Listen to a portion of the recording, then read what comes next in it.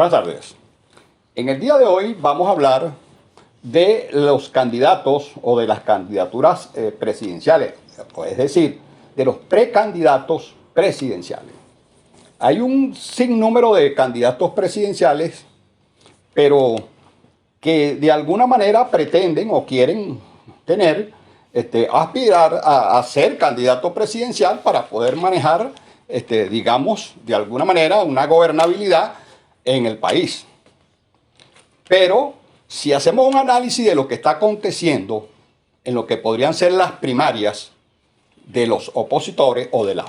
la cantidad de oposiciones que hay, pareciera ser que existe alguna dificultad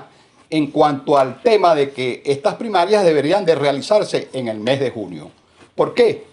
Porque dentro de los mismos precandidatos presidenciales no hay un acuerdo de cómo se debe manejar una herramienta verdaderamente eficaz y eficiente para que esas primarias puedan tener una gran credibilidad en el país, sobre todo en la gente opositora, en la gente que de alguna manera tendría que tener algún conocimiento de cómo se debe proceder para que estas primarias, de alguna manera generen una credibilidad y un candidato que tenga algún peso específico para enfrentarse al candidato del gobierno que se elija. Entonces, es allí un gran problema, porque muchos de ellos consideran que estas elecciones, estas primarias, debe de participar el Consejo Nacional Electoral. Otros consideran que no. Otros dicen que esto es muy costoso, que estas elecciones primarias serían muy costosas y que es mejor hacer como especie de una consulta para de ahí poder elegir un candidato de consenso. Hay muchos candidatos que están de acuerdo con, vamos a decir, los candidatos habituales, vamos a decirlo así, los que se consideran que de alguna manera tienen un peso específico en el electorado y consideran que a través de una candidatura de consenso, a través de una encuesta, ya el esquema de cómo sería este tipo de encuesta ya es otro tema importante,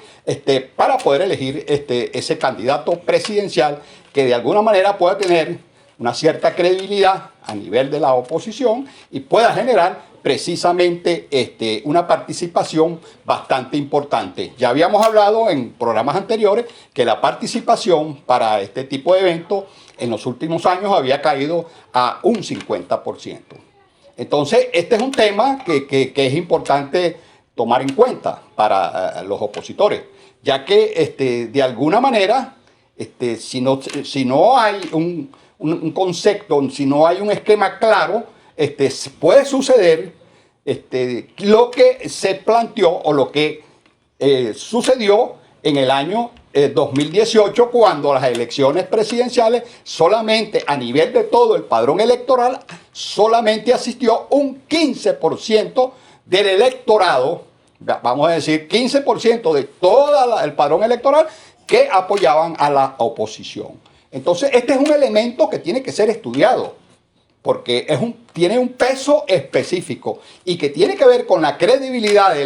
las candidaturas, que tiene que ver con el carisma, que tiene que ver que sea un candidato que de alguna manera muchos piensan que esos candidatos habituales ya más son candidatos que tienen rechazos verdaderamente importantes en el electorado venezolano. Entonces, es allí precisamente una de los problemas, una de las problemáticas que se plantea, porque el candidato presidencial tiene que ser un elemento, tiene que ser una figura que de alguna manera tenga una sintonía nacional y que le pueda llegar a la gente que está descontenta con el gobierno de alguna manera eficaz, eficiente y que pueda tener un arraigo para el voto electoral. Entonces, esta es una de las cosas que se plantean y que pareciera ser que el mes de junio, que es el mes que se ha tomado en cuenta para esas primarias, a medida que suena el tic-tac, tic-toc, tic-toc, no se llega pues a una verdadera resolución. Ya estamos entrando en el mes de febrero y se ve claramente que el esquema está aún en sus verdes, aun cuando la sociedad civil está haciendo su trabajo para buscar un entorno electoral verdaderamente coherente. Muchas gracias y en próximos programas seguiremos profundizando sobre este tema.